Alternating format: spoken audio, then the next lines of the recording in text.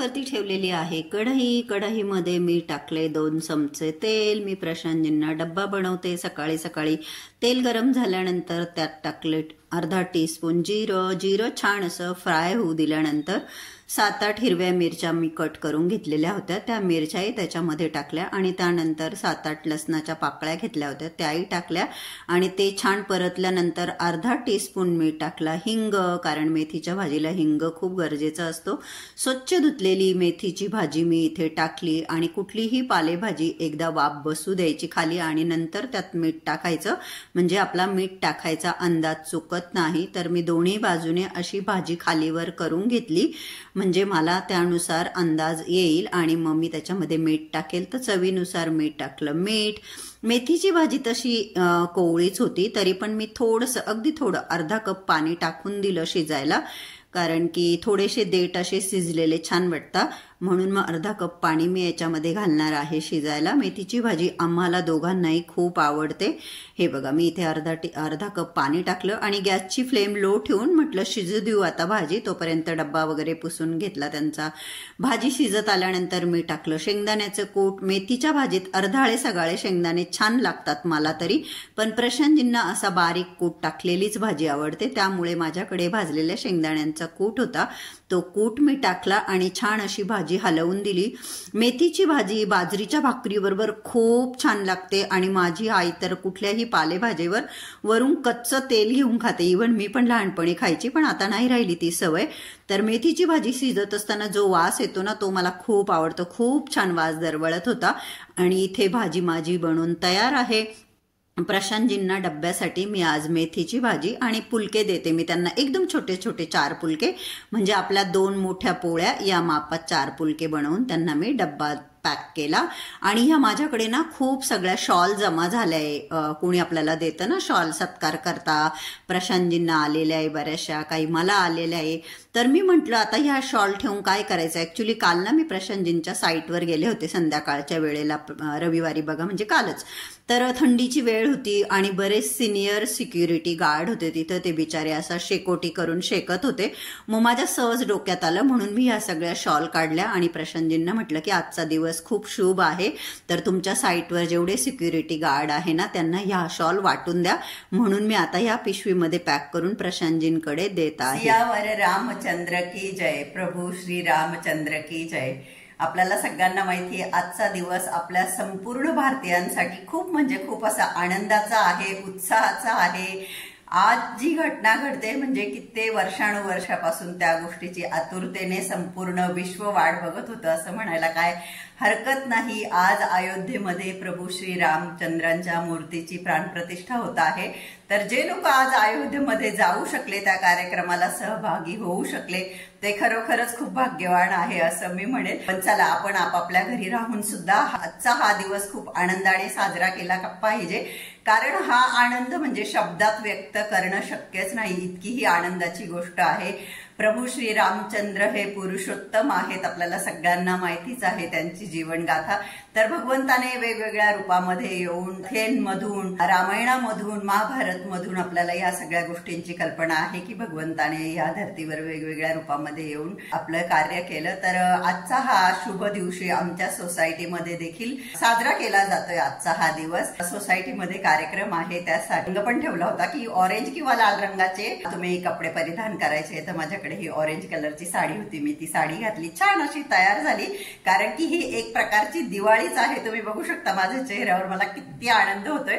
जसं की मी 1-2 व्हिडिओ पूर्वी तुमच्याशी शेअर केले, रामायण बघण्यासाठी प्रचंड मार खाल्ला, पण रामायणचा एक पण एपिसोड सोडला नाही. तर इतकं मला रामायण आवडायचं आणि आजचा दिवसाचा खरंच मला खूप खूप आनंद होतोय. नंतर 10 वाजेला कार्यक्रम आहे, 10 ते 12:30. 10ला आता 5 मिनिटं कमी आहे. माझी घरातली सगळे कामं झाले, देवपूजा वगैरे करून झाली. प्रशांतजी डब्बा घेऊन साईटवर गेले, त्या बिचारांना काही सुट्टी नाही आणि मी पण छान अशी तयार झाली आणि आता मी चाललीये क्लब हाऊसमध्ये. तर तिथेही काय जे काही घडेल, ज्या पद्धतीने आम्ही साजरा करू, त्यातल्या छोट्या छोट्या क्लिप मी तुमच्या बरोबर नक्की शेअर करेल. तर चला, आता मी निघते क्लब हाऊस मध्ये जाण्यासाठी. जय श्रीराम. मुंबईमध्ये इतक्या उत्साहात, मुंबईमध्ये म्हणण्यापेक्षा जिकडे तिकडे भारतभर खूप छान साजरा केला जातोय आजचा हा दिवस. बघू आता वर गेल्यानंतर कळेल.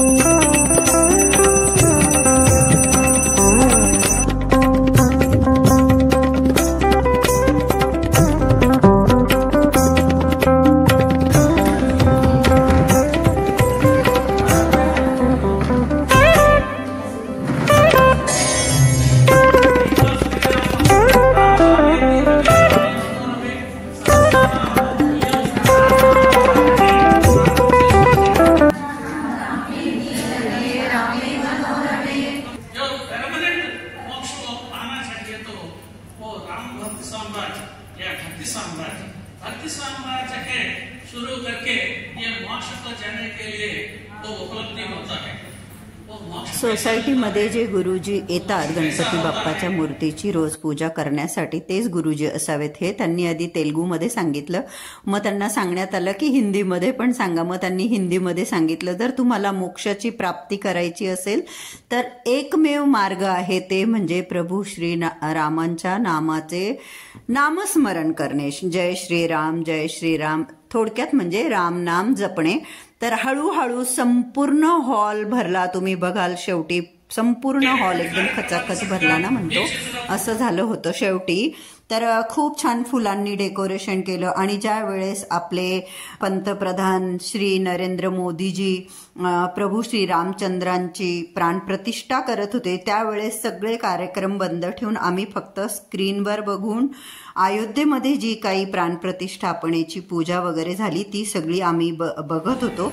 त्याआधी आम्ही प्रभू श्री रामांचे सहस्र नाम जप केला आणि त्यानंतर आम्ही 7 वेळेस हनुमान चालीसा म्हटलो.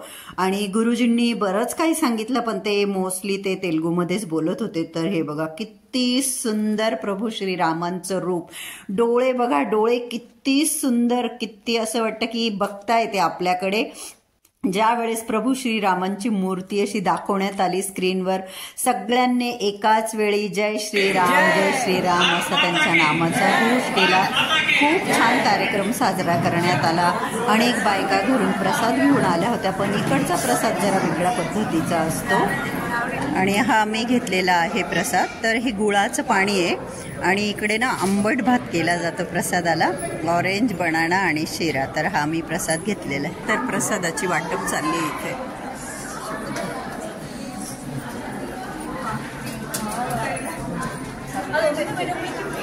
आणि या प्रसादाचा लाभ घेण्यासाठी सगळे असे लाईनीमध्ये आहेत. खूप छान सुंदर व्हिडिओ काढला. Thank you so much. तुमच्या घरात जरा आवडला, बघितला का? सगळ्याला डिस्ट्रीब्यूट केला. हो का? मम्मीने केला. आणि बरेच जण आपला आपला प्रसाद इथे खाऊन घेत आहे. आणि माझा उपवास आहे. हाय निधी. हाय. जय श्रीराम. हे बघा 1:30 वाजले आता. 10ला मी गेली होती क्लब हाऊस मध्ये कार्यक्रमासाठी.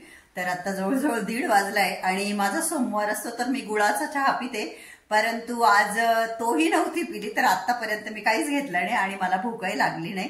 तर आता सगळेजण प्रसादाचा लाभ घेण्यासाठी लाईनीत उभे होते. बराच वेळ चालेल आता प्रसाद वाटप. तर चला मी जाऊन आले कार्यक्रमाला. तुम्हाला तर दाखवलंच. खूप छान झालं, मस्त झालं, छान वाटलं.